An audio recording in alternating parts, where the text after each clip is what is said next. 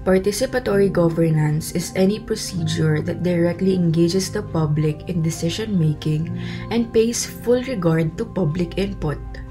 Stakeholders such as individuals, interest groups, and communities with an interest or investment in an issue have the ability to influence choices that impact their life through public involvement.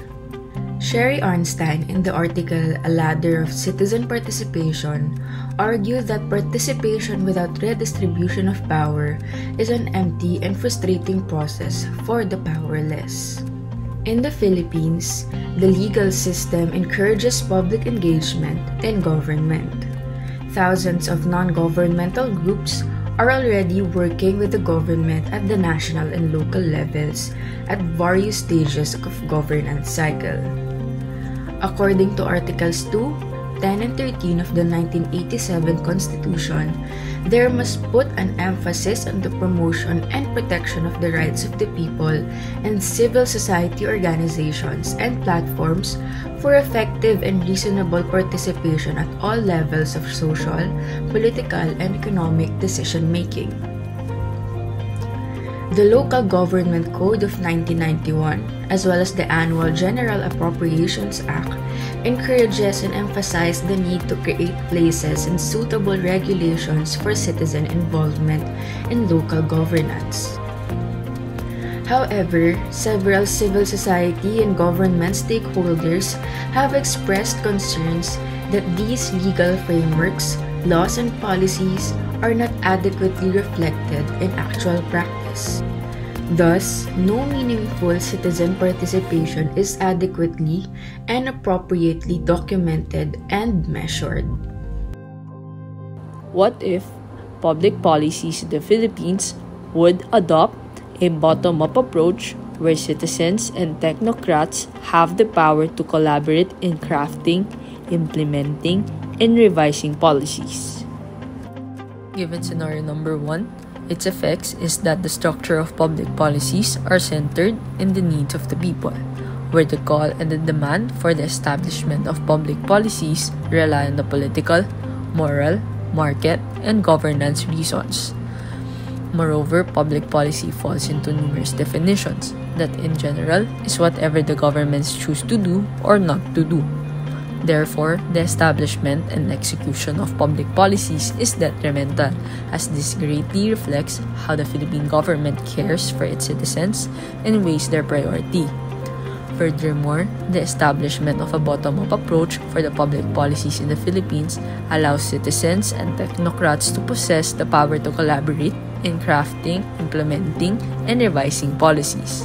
With that, it provides us the great essence and role of citizen engagement and collaboration in the process of creating public policies. This also includes how the formulated public policies are structured and calls for citizen participation and highlights citizen power to further provide and aid the government in addressing the on-point basic needs and services that the people need. What if public policies in the Philippines would adopt a bottom-up approach where citizens and technocrats have the power to recommend possible revisions for better policy enactment? Its effects is that it further empowers and promotes a communicative involvement with the citizens. The adaptation of a bottom-up approach where the citizens and technocrats are given the power to recommend possible revision for a better policy enactment truly depicts how the government highlights their own action in empowering and promoting a collaborative, communicative involvement with the citizens.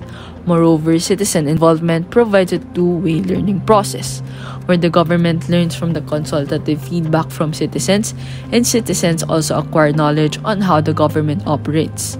This shared education is critical for both parties in contributing towards a high-quality public policy formulation, as it would minimize unnecessary manipulation and conflict caused by the lack of knowledge, accountability, transparency, understanding of one's party's needs, circumstances, expectations, and inability of the government to deliberate accordingly without leaving any group unrepresented. In effect, The adaptation of a bottom-up approach, where citizens and technocrats are given the power to recommend possible revision for a better policy enactment, calls for not only the effort of the citizens, but the collaborative work of all the sectors. Additionally, there was also a study that concludes how citizen inclusion ensures that social inequalities are addressed. With that, it provides us how this can be a bridge to the gap that the public and government has and is trying to address. What if public policies in the Philippines continue to adopt a top-down approach where citizens are merely just an information receiving body? The status quo will remain. As stated by the Open Government Partnership, there are already means and initiatives from the government to create channels for interest groups and communities to contribute to the discussions and crafting public policies. However, the level of participation given to these members is only up to consultation.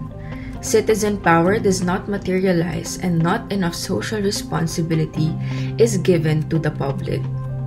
In effect, the formulation of policies will be limited to the politicians in power, and discussions with experts or technocrats will be limited.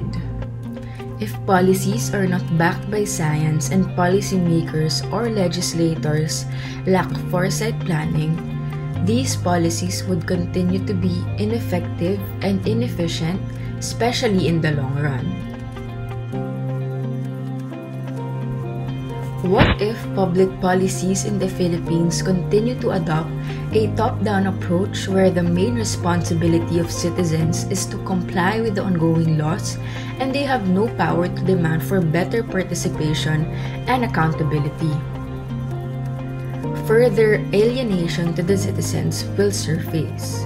Chaotic and possibly inhumane policies could be implemented because of this lack of participation and accountability from and by the people.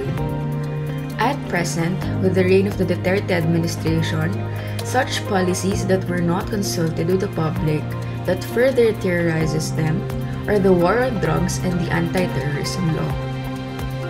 The Oplan-Tokhang Philippine Drug War is the anti-drug policy that aims to the neutralization of illegal drug personalities nationwide, as said by the former PNP chief Bato de la Rosa. The total number of deaths because of the drug war is 5,601 as of January 31, 2020, according to the Philippine National Police and Philippine Drug Enforcement Agency. However, it is believed that figures are much higher than the ones presented by the offices because some cases are not reported. Human rights groups and the Commission on Human Rights have suspected that at least 27,000 people were killed by the police and unidentified armed individuals because of the drug war. On the other hand, the anti-terrorism law was enacted as the government sees the need to prevent, prohibit, and penalize terrorism in the country.